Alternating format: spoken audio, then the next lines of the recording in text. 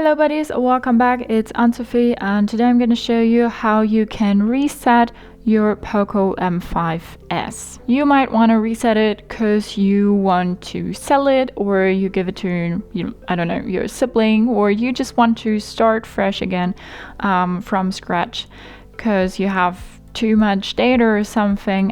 Whatever it is, I'm going to show you how. First of all, you want to go to your settings and then go down to My Accounts and then click on your Google account and click on More and remove this account. Remove account, yes. Device protection features will no longer work, I'm aware. Enter our PIN that it's really us. And then you see our account is removed. Next step is to take out your SIM card and your SD card.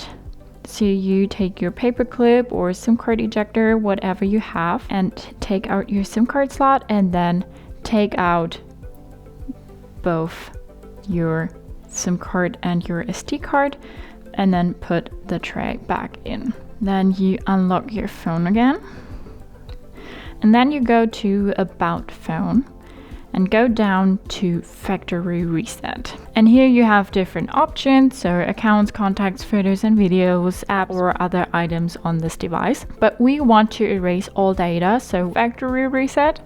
And so we click on Erase All Data down here.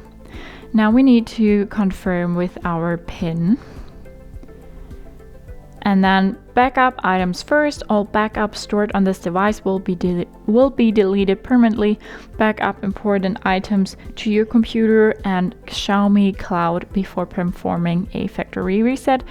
So if you have any important things on the phone, you want to make a backup, save them somewhere else. We don't have any important data on it, so we say factory reset.